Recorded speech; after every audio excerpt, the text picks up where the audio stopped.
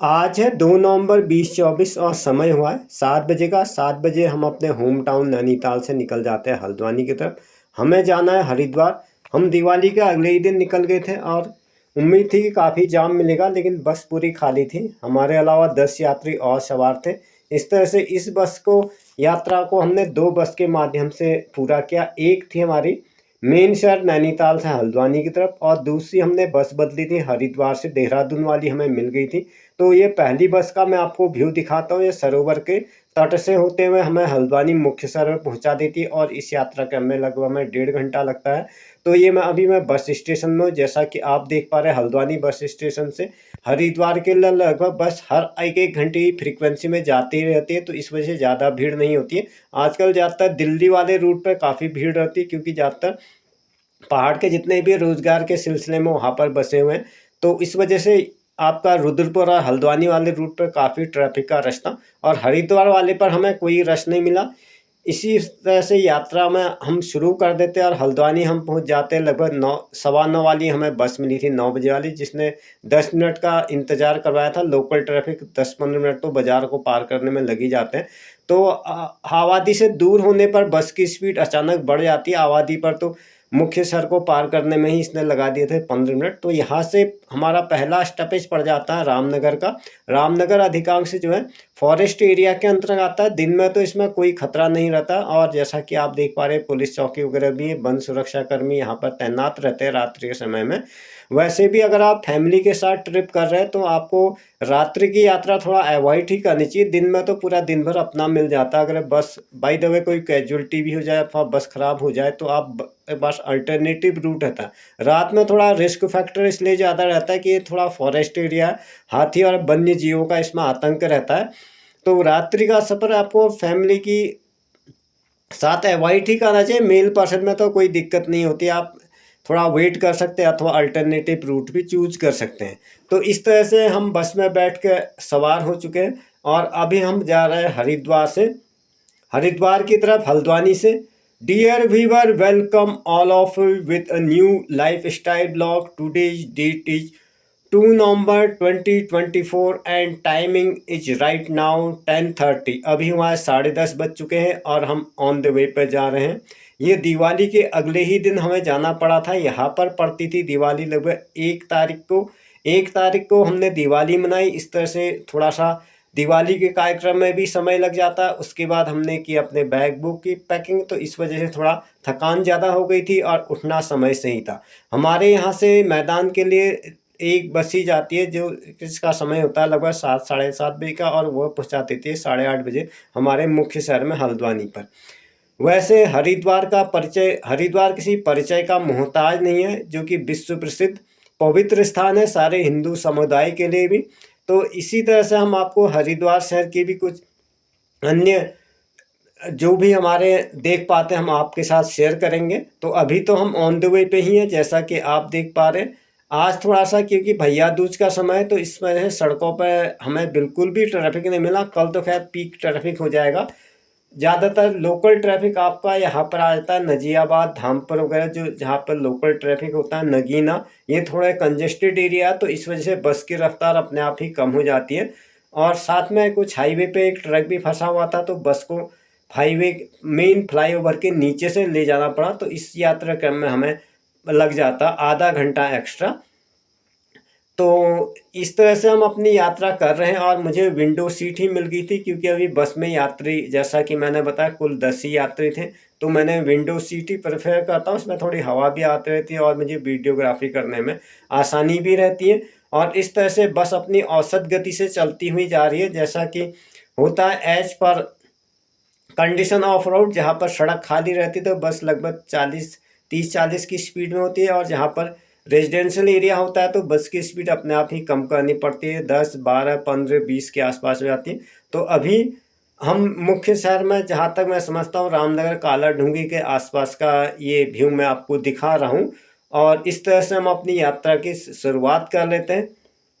और यहाँ पर हमारा स्कूल का काम था तो हमें तत्काल ही जाना पड़ा, तो हमें रिजर्वेशन अभी ऐसा हमने सोचा भी नहीं था। असल में क्या था, हम मुख्य शहर रेलवे स्टेशन से ही हमारा थोड़ा दूर पड़ता है। अगर हम रिजर्वेशन करा भी लेते तो उसके लिए हमें अर्ली इन द मॉर्निंग 5 बजे जो रेलवे स्टेशन पहुंचना पड़ता, जो कि पॉसिबल नहीं था। इसलिए I did not think it proper, तो मैं बस का ही विकल्प चूज कर लेता हूँ। वापसी में हमने टिकट बुक कर लेते हैं, कि वापसी में थोड़ा रात्रि का समय होता है तो उसमें रिस्क फैक्टर ज़्यादा हो जाता है। तो इस तरह से अगला बस स्टेशन पर हम आ चुके हैं। एक बस स्टेशन हमने पार कर लिया। यहाँ भी यात्री का लिए थोड़ा बस रुकती है, मिडवे स्टॉपेज भी है। यह बस स्टेशन है रामनगर का बस स्टेशन, और यहाँ पर हर सरकारी परिवहन निगम की बस अनिवार्य रूप से रुकती हैं। तो इस तरह से मैं आ जाता हूँ मिठाई खरीदने, जहाँ पर लोकल मिठाइयाँ मिलती हैं, जिसमें सिंगोड़ी, बाल मिठाई वगैरह। ये आपको और जगह नहीं मिलेगी, इसी एरिया पे मिलती है। पहाड़ की चीज़ पहाड़ पर ही उपलब्ध होती है। और इनकी यहाँ पुरानी दुकान भी है, क्योंकि में जहाँ तक पहले इनका जो है एक भोजनालय था, रेस्टोरेंट था, उसके बाद इन्होंने मॉडिफाई करके ये मिठाई की दुकान खोली है। इसके अलावा काफ़ी सारे स्नैक्स वगैरह भी देखे, तो हमने अपनी आवश्यकता के अनुसार इसमें से कुछ चीज़ें चूज कर ली थी। यहाँ से मैं खरीद लेता हूँ मिठाई, साथ में कुछ नमकीन स्नैक्स वगैरह भी। तो ये है फिर यहाँ का व्यू, जैसा कि आप देख पा रहे हैं सामने बड़ा सा फ्लाईओवर है, और फ्लाईओवर के नीचे इस तरह से बड़े अच्छे पौराणिक चित्रों के साथ इसको चित्रित किया गया है। और ये फ्लाईओवर आपका चला जाता है देहरादून ऋषिकेश की तरफ। अगर आप अपने ट्रांसपोर्टेशन से आते हैं तब आपको मेन हरिद्वार के अंदर घुसने की जरूरत नहीं होती, आप सीधे देहरादून क्रॉस करते हैं हरिद्वार को आउटर हिस्सा टच करते हुए। लेकिन बस का रूट थोड़ा अलग होता है, तो बस हमें मुख्य शहर हरिद्वार के में ही जाना था, और बस अब पहुंच चुकी है हरिद्वार में। ये फ्लाईओवर के नीचे से निकलते हुए आ जाती है। और जैसा कि आप सामने देख पा रहे, गंगा माँ सामने ही दिखाई दे रही, गंगा नदी है।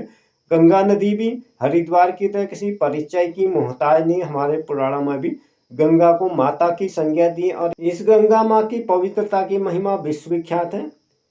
पुराणों में ही नहीं, आधुनिक रूप से फिल्मकार भी इसको काफ़ी सारा अपने रूपहले पर्दे पर दिखा चुके हैं। आए दिन यहाँ पर शूटिंग भी होते रहती है, और बहुत अच्छा व्यू दिखाई देता है यहाँ से पूरी गंगा का। गोमुख से निकल कर गंगा जब में मुख्य शहर पे आती है, तो धीरे धीरे इसका प्रवाह का वेग भी कम होते जाता है। और इसका थोड़ा सा प्रवाह का वेग कम करने के लिए इसको 2-3 हिस्सों में बांटा जाता है, और यहाँ से इससे पहले इससे बिजली निकाली जाती है, तो इस वजह से थोड़ा वेग भी इसका कम हो जाता है। तो आपसे बातें करते मेरा बस स्टॉप आ चुका है, अब मैं यहाँ पर उतर जाता हूँ। ये स्थान है नेपाली फार्म, जो कि हरिद्वार ऋषिकेश रोड पर है।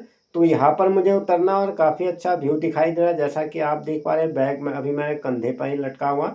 यहाँ से हमारा मुख्य शहर हरिद्वार पे ही है, और यहाँ से देहरादून पड़ जाता है 40 किलोमीटर दूर। तो दिन भर की थकान के बाद मैं सो गया था, पॉसिबल भी नहीं था कि ब्लॉगिंग कर पाता, तो थकान भी लगी जाती है। अगले दिन मैं आ गया हूँ यहाँ पर गुरुकुल कांगड़ी विश्वविद्यालय, ये भी हरिद्वार में ही है। और नए ब्लॉग के साथ इस चैनल पर आप सभी का स्वागत है। आज है 3 नवंबर 2024, और जब यह वीडियो आपको सर्व होगा तो मे भी शायद 5 नवंबर हो जाएगा, क्योंकि 1-2 दिन एडिटिंग में लग जाता है। इस तरह से हम आए हुए हैं मेन हरिद्वार पर। मैं आप मेन बाज़ार से बना था हरिद्वार एक घाट से, लेकिन वॉइस क्वालिटी उतनी अच्छी नहीं आ पाती है जब आप पब्लिक प्लेस में होते हैं। तो इस तरह से थोड़ा सा मैं हिल एरिया में आ गया हूँ। यहाँ पर थोड़ा आवाज़ का क्वालिटी बेहतर मिलती है अगर हम किसी सुनसान एरिया पे आते हैं। तो इसी तरह से मैं चले आता हूँ थोड़ा सा पर्वतीय एरिया में आता हूँ। यहाँ पर भी शायद आवाज़ की गुणवत्ता उतनी स्पष्ट नहीं होती है।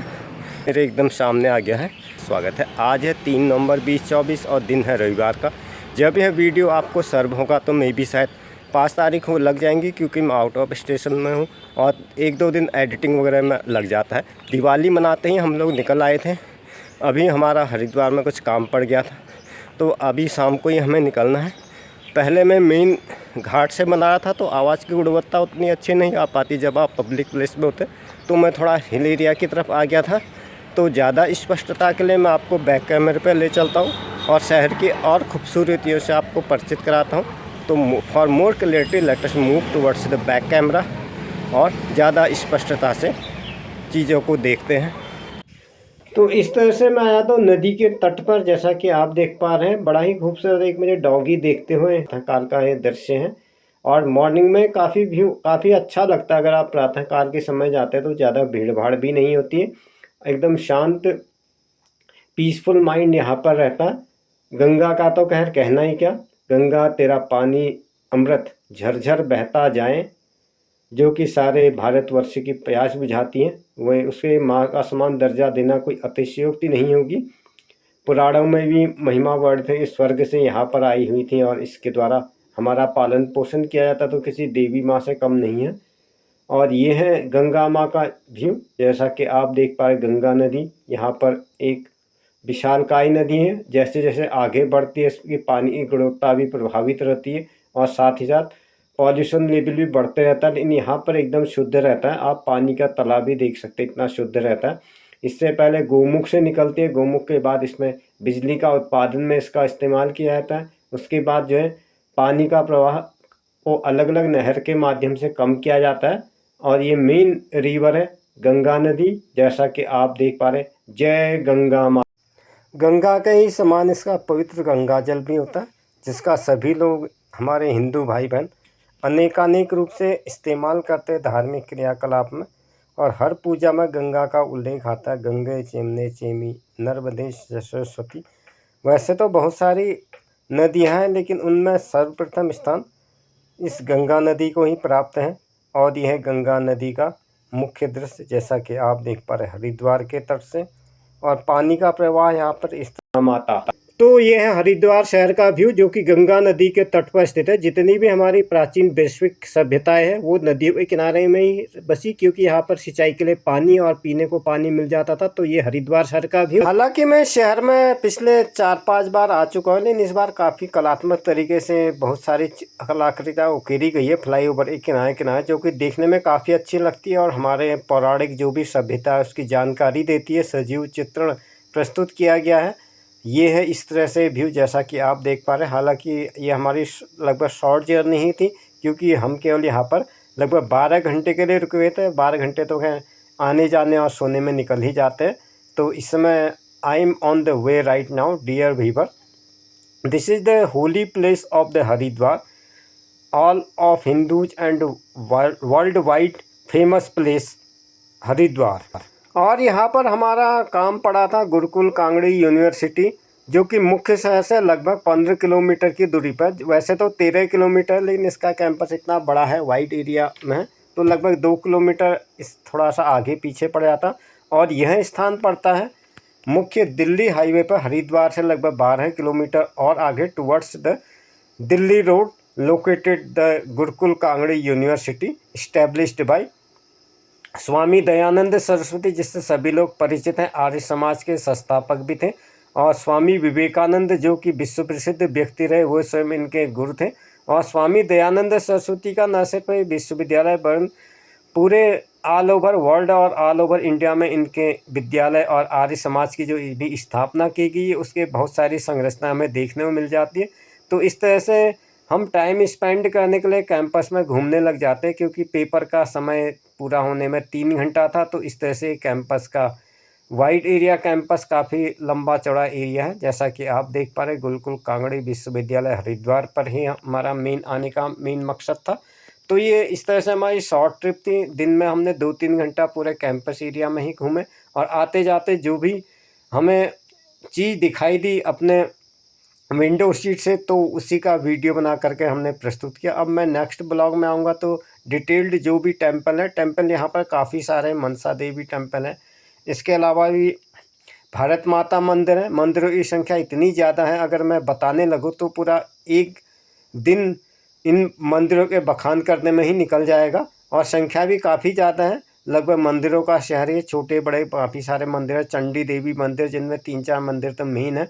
तो ये यहाँ का मुख्य कैंपस है गुरुकुल कांगड़ी का, जो इंजीनियरिंग डिपार्टमेंट के अंदर आता है। इस विश्वविद्यालय में अलग अलग संकाय बने हुए हैं, जैसे हर विश्वविद्यालय में होता है कि स्ट्रीम के हिसाब से बिल्डिंगों का अलग अलग क्लासिफिकेशन किया जाता है। तो इसी प्रकार से इंजीनियरिंग डिपार्टमेंट में मेरा काम था। तो इस तरह से बचे हुए समय का इस्तेमाल मैंने इस कैंपस में घूमने में किया, और सामने ही कैंटीन थी। वैसे भी मुझे चाय का ज़्यादा शौक़ है, तो अपनी चाय को आवश्यकता को पूरी करने के लिए मैं आता हूँ कैंटीन में। मेरे अलावा भी काफ़ी सारे विजिटर्स यहाँ पर आए हुए थे, और कोई बैठने लायक ऐसी कोई जगह मुझे उपयुक्त नहीं लगती है। तो इस तरह से प्रतीक्षा कर रहे थे हम थोड़ी देर के बाद और काफ़ी सारा रश था यहाँ पर इतवार का दिन होने से। लेकिन सड़क पर ट्रैफिक हमें आसानी से मिल गया, क्योंकि आमतौर पर ऐसा होता है जहाँ पर मैं रहता हूँ यूपी उत्तराखंड में, अगर जिस दिन प्रतियोगी परीक्षा होती तो ज़्यादातर वाहनों का काफ़ी दबाव होता और यातायात काफ़ी अवरोधित हो जाता है। तो लेकिन ऐसी समस्या हमें नहीं आन पड़ी थी। तो इसी तरह से कुल मिलाकर हमने दिन भर यहाँ पर भ्रमण किया और शाम के समय हम चले जाते हैं वापस। और इस कैंपस का मैं आपको नज़ारा दिखा दूँ और अच्छी तरीके से, इस तरह से यहाँ से सड़क का व्यू दिखाई देता है। मेन हाईवे पर ही है, तो लैंडमार्क की भी ज़रूरत नहीं है। और इसी के एकदम सामने हमें गंगा नदी और उसके तट के काफ़ी सारी संरचनाएं और मंदिर वगैरह भी दिखाई दे। हालांकि हमारे पास थोड़ा सा समय की कमी थी, तो प्रॉपर हम उसके अंदर नहीं जा सकते। ये शायद शनि देवता का मंदिर था, जो कि यहाँ का मुख्य लैंडमार्क है। और ये आ जाता है यहाँ का मेन हाईवे, जहाँ पर काफ़ी तेज़ ट्रैफिक चलता है दिल्ली जाने वाला। और ये हमने कुछ फल बिकते हुए देखे, नींबू से थोड़े बड़े साइज़ के थे। समझ नहीं आ रहा था ये क्या फल है, और अगर आपको पता है तो आप कमेंट में करें। फल विक्रेता से मैंने पूछा था, लेकिन फिर मैं भूल सा गया, कुछ नाम बताया था उसने। इस तरह से काकू फल को तो मैं जानता हूँ, हमारा पहाड़ का भी होता है, यहाँ से खरीदते हैं हम अमरूद। इसके अलावा हमने अंगूर देखे, जैसे हमारे यहाँ प्लम होते उतने साइज़ का था। इसके अलावा ड्रैगन फ्रूट भी हमारे यहाँ मिल जाता है रिलायंस स्टोर वगैरह में। तो फल ही ज़्यादा ठीक ठाक रहता है, क्योंकि यात्रा में थोड़ा चटपटा खाने का ही मन करता है। तो कुछ ही समय के बाद आ जाते हैं हम यहाँ के मुख्य रेलवे स्टेशन पर। रेलवे स्टेशन को भी मंदिर के ही तरह सजाया गया है, और काफ़ी कलात्मक तरीके से इसमें शिव जी की विशाल प्रतिमा मैंने देखी। और यहाँ से हम चले जाते हैं अपनी ट्रेन पकड़ने के लिए। हालांकि ट्रेन के आने में लगभग 45 मिनट का समय है, तो इतना समय तो होता भी नहीं, समय से पहुँचना ही ज़्यादा ज़रूरी होता है। ताकि पहले मुझे लगा था ये हरिद्वार का जो रेलवे स्टेशन है दिल्ली की तरह काफ़ी सारे प्लेटफॉर्म्स होंगे, लेकिन थोड़ा सा आसानी रही। इसमें लगभग 2 ट्रैक ही हैं, लगभग 4 पटरियाँ, तो इतना ज़्यादा मुश्किलात नहीं पड़ी अपना प्लेटफॉर्म ढूंढने में। हमारी रेल थी प्लेटफॉर्म नंबर 2 पर। और इस तरह से यहाँ सबसे अच्छी बात यह है कि रेलवे स्टेशन और आपका बस स्टेशन एकदम लेफ्ट और राइट में ही पड़ जाता है, तो आपको ज़्यादा दूर नहीं जाना पड़ता। अगर बस से भी आप किसी भी हिस्से में यहाँ आते हैं, अगली यात्रा आप ट्रेन से करना चाहते हैं, तो आपको जस्ट सड़क ही पार करनी है। ठीक उसी तरह से जैसे लखनऊ का चारबाग स्टेशन पड़ता है, सामने हमारा स्टेशन पड़ता है, और उसी के सड़क के राइट हैंड साइड में रेलवे स्टेशन पड़ जाता है। तो ये है शिव की विशाल प्रतिमा, जिसके चरणों में मैं आ चुका हूँ। और ये मुख्य शहर हरिद्वार का रेलवे स्टेशन। अब हम रेलवे स्टेशन के अंदर एंटर करते हैं। तो भीड़ भाड़ तो यहाँ पर भी नहीं है, दिल्ली पर तो नई दिल्ली रेलवे स्टेशन में तो काफ़ी भीड़ लगती है, और लगभग 15-20 मिनट तो बैग के स्कैनिंग वगैरह में भी लग जाते हैं। लेकिन यहाँ पर ऐसी कोई व्यवस्था मैंने देखी नहीं, हालांकि होनी चाहिए थी। लेकिन इस तरह से हम अपने यात्रा को क्रम में आगे बढ़ते हुए आ जाते हैं railway station. Dear viewer, I am going on the way right now towards the railway station. This is the railway station view of a very great statue of Lord Shiva in front of the railway station, and I am entering inside right now। और आपसे बातें करते करते मैं आ गया हूँ platform number 2 पर। यहीं पर हमारी ट्रेन आएगी। अभी ट्रेन के आने में लगभग आधा घंटे का। Right now I am waiting for my train. Train is just coming towards and the route will be Haridwar to Haldwani. आते समय हम हल्द्वानी से हरिद्वार गए थे, उसी यात्रा को हमने पूरा करना है। और इस तरह से मैं एंटर हो जाता हूँ ट्रेन के अंदर। ट्रेन के अंदर भी ज़्यादा भीड़ भाड़ थी नहीं, यहाँ से अधिकांश डब्बे खाली थे। आगे मुख्य शहर जैसे जैसे आगे बढ़ती है तो यात्री की भीड़ भी आने लग जाती है। और यह है सीट के अंदर से बाहर का भी, थोड़ा सा अंधेरा ज़्यादा है तो बाहर की विजिबिलिटी उतनी क्लियर नहीं आ पा रही है। तो इस तरह से मैंने अपनी सीट ले ली और आराम से सीट पर बैठ गया। अब इस यात्रा को हम वापसी यात्रा हरिद्वार से हल्द्वानी वाली यात्रा को ट्रेन के द्वारा सफ़र को तय करेंगे। और डिस्टेंस लगभग वही रहता है आपका, राउंड अबाउट में अगर आप मान के चलो 220-230 किलोमीटर पड़ जाता है। तो अभी हरिद्वार से मैंने अपनी सीट ले ली और आराम से बैठ गया हूँ। I am comfortable right now as I am showing to. This is the Doon Shatabdi express. लेकिन इसमें कुछ उद्घोषणाएँ नहीं की गई थी, तो इतना पता नहीं चल पाता कि इसका असल रूट क्या होता है। लेकिन ट्रेन का रूट थोड़ा सा डिफ़र मुझे लगा। नजियाबाद धामपुर तक का तो याद आता, उसके बाद में भी शायद मुरादाबाद रामपुर की तरफ इसका ट्रैक दे देते हैं, और उस वापसी में जो है दिल्ली, लगभग दिल्ली वाला सेम रूट आ जाता है। तो ट्रेन यात्रा में इस तरह से काफ़ी कंफर्टेबल यात्रा रही। लगभग 2-3 घंटे की बचत हो जाती है। ट्रेन अपेक्षा तेज़ भी चलती है और थोड़ा कंफर्टेबल फील होता है। रात्रि की यात्रा थी तो इस वजह से हम जहाँ यहाँ पर हल्द्वानी में पहुँच जाते हैं लगभग रात के 11 बजे। तो इससे आगे यात्रा को रखना पॉसिबल नहीं था। अंदर तो लगभग ठीक चल रहा था, एसी वगैरह चल रहा था, तो उतना ज़्यादा न ठंडा न गर्म, अपेक्षा ठंडा ही ज़्यादा लग रहा था। अब यहाँ से बाहर उतरने के लिए मैं अपनी सीट छोड़ देता हूँ। वापस मुझे परिधान परिवर्तित करने पड़ेंगे। परिवर्तित तो क्या करने पड़ेंगे, एक स्वेटर ऊपर से डालना पड़ेगा, क्योंकि ट्रेन के अंदर इतना ज़्यादा मुझे गर्मी का आभास लगा नहीं। और इस तरह से हम हल्द्वानी के शहर में आ जाते हैं। हल्द्वानी शहर आने के बाद थोड़ा ठंड, जैसे ही रेलवे स्टेशन बाहर आते हैं तो रात की 11 बजे तो ऑब्वियसली इतना यातायात के साधन होते भी नहीं है और यहाँ पर ठंडा भी लगने लगा, तो मैंने पहन लिया स्वेटर। अब यहाँ से एक कैब हमें लेने के लिए आने वाली है और इस तरह से रेलवे स्टेशन से मैं आ जाता हूँ बाहर को। Dear viewer, this is the final destination of my this blog. I am Haldwani right now and the time is right now the 11 o'clock at night.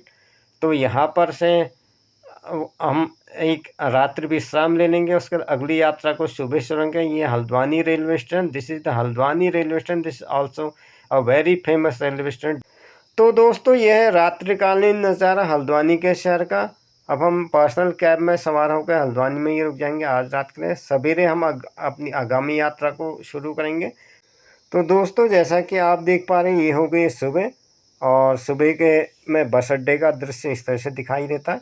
तो अब मैं अपनी आगामी यात्रा को भी बस से ही कवर करूँगा। पहाड़ वाली बस मुझे यहाँ से पकड़नी है। तो इस तरह से आई एम सर्चिंग माई बस राइट नाउ। तो इस यात्रा क्रम में जैसा कि आप देख पा रहे थे, मैं परिधान परिवर्तित हो गए। इस यात्रा क्रम में 3 बार मैंने कपड़े चेंज किए, तो इतना तो समय होता भी नहीं प्रॉपर धोया जाए। अभी घर ही जाकर धोना होगा, तो ढीला ढाला कुर्ता ही मैंने ले लिया। अब यहाँ से कोई ज़्यादा दूर है भी नहीं, तब 1-2 घंटा का सफ़र है, तो इतना तो किसी भी तरह से हम मैनेज कर सकते हैं। तो यहाँ से असल में जिस बस में हम जाने वाले थे उसका निर्धारित समय था लगभग 9 बजे का। सवेरे हमें पहुँचते पहुँचते 10-15 मिनट का अंतर हो गया, तो बस निकल गई थी। तो यहाँ से हम भी प्राइवेट कैब कर लेते हैं। यह है केमू बस स्टेशन के आसपास का दृश्य और यह है मॉर्निंग का व्यू। तो इस तरह से हम चले जाते हैं अपनी ही कैब में पहाड़ की तरफ, मैदान से पहाड़ की तरफ। यह है जो आप रोड देख रहे हैं, यह मेन हाईवे है और इसको नैनीताल रोड ही कहा जाता है। अगर आप दिल्ली से नैनीताल डायरेक्ट आते हैं तो आप इसी सड़क को फॉलो करेंगे। यही एकमात्र ऐसी रोड है जो आपको मैदान से पहाड़ की तरफ कनेक्ट करती है। इससे आगे इसमें आपको काठगोदाम पड़ जाता है, जो शहर का अंतिम रेलवे स्टेशन और इस देश का अंतिम रेलवे स्टेशन भी कह सकते हैं। तो I am sitting right now cab, I am going towards the Nainital route right now. तो आज की यात्रा आपके साथ काफ़ी अच्छी रही। जो भी बातें मैंने शेयर की, मुझे भी काफ़ी अच्छा लगता है आपके साथ बातें करते करते। इसके अलावा मैं आप सभी लोगों का एक बार फिर से धन्यवाद अदा करना चाहूँगा, जो भी आप मुझे कमिटमेंट करते हैं, देखते हैं। हालांकि मेरे प्रॉपर ब्लॉगिंग नहीं हो पाती है, तो I would like to thanks once again for your kind visit and commitments towards me. And that's the end this episode. If you are with me the first time, you are requested please subscribe to my channel, watch and share to my friends. You may press bell icon for instant notification about my upcoming video. The same to same video is also available in my Facebook page and Daily Motion website. YouTube, Facebook, Daily Motion के अलावा short form के videos में भी आप मुझे देख सकते हैं, जिसमें Instagram, Facebook short, YouTube shorts पर मैं अवेलेबल रहता हूँ। यही यात्रा संबंधी वृत्तांत शॉर्ट फॉर्म में आपको वहाँ पर देखने में मिल जाते हैं। तो आज के लिए बस इतना ही, फिर मिलते हैं अगले ब्लॉग में। तब तक के लिए गुड बाय, वंदे मातरम, जय हिंद।